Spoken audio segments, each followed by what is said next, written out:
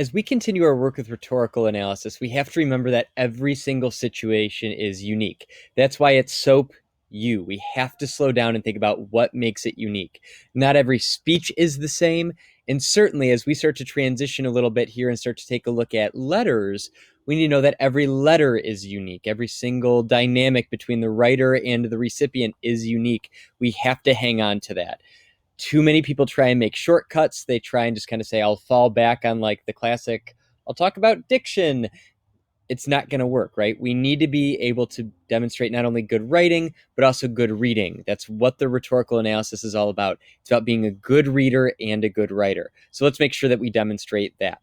All right. So we started talking a little bit about speeches. Speeches tend to fall into two categories here. Either a pre-planned event, think Madeleine Albright, or we've got some type of tragedy. Tragedy. There it is. Tragedy. So when there's a pre-planned event, okay, we ask why this person for this particular audience or event, right? They chose this person. They sought this person out for this event, this audience. Why did they do that, right? Like what credibility did they bring to that? Occasion, this was something that's already set. And so the speaker has time to prep, be thinking about that. Okay. Audience. There is always a very specific audience in mind. There might be layers, but not as often as when there's a tragedy. We'll talk about that in a second.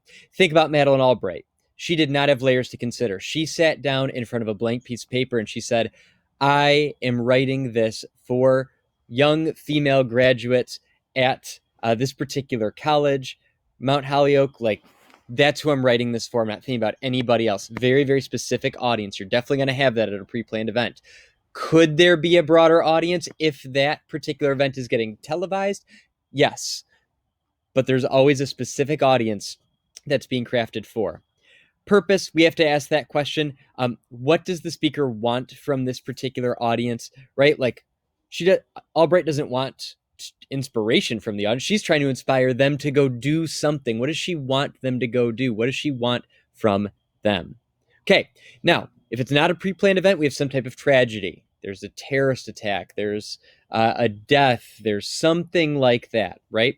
So when we think tragedy, again, we want to think credibility here. Why this person? The occasion, something uncontrollable. People are hurting, and it probably came somewhat quickly. Not always, but somewhat quickly. So uncontrollable. Audience, more likely to be layers to this. Not always, but it's more likely. So we have to read carefully. There is always the primary audience who's directly impacted by this death, this tragedy. Oftentimes there is a broader audience that we need to think about. We saw that with President Clinton speaking about the Oklahoma City bombing. He is talking to the primary audience, but he also knows that he's the president and that people are going to be united behind him in this, no matter what political party, in their anger, their fear, their frustration, their hurt. And so even if those are different layers of hurt and fear, not going to be the same, if you live in Oklahoma City, that's going to be higher than if you're living in Michigan.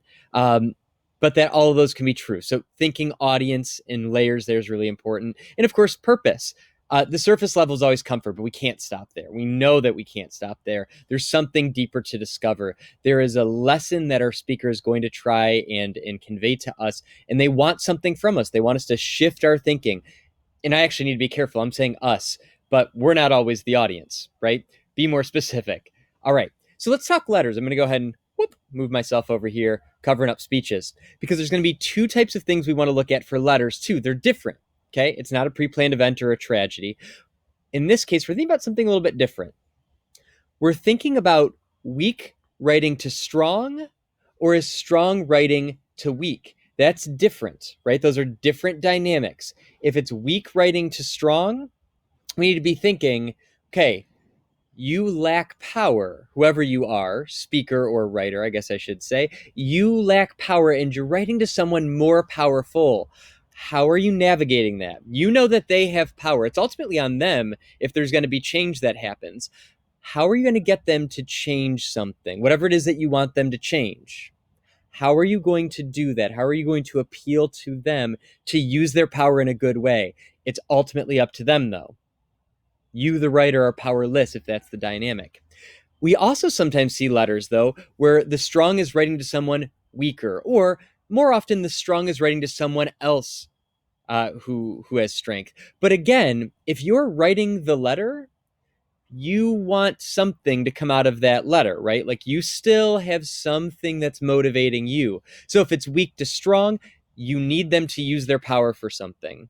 If we have kind of some equality here, or if it's strong writing to weak, you still need something from that person, right? Or from that broader audience. So either way, the writer still wants something. Is it a change in thought? Is it to take up action? But the difference here is if it's strong writing to an equal or strong writing to weak, they're kind of using their power, their influence to say, this is the path we should go down. Whereas if it's weak writing to strong, they're still kind of asking for that, but they don't necessarily have the high ground to make it happen. So there's a little bit more neediness for weak to strong. There's a bit more advice coming if it's strong to weak or strong to equal. Watch for that this week as we explore letters.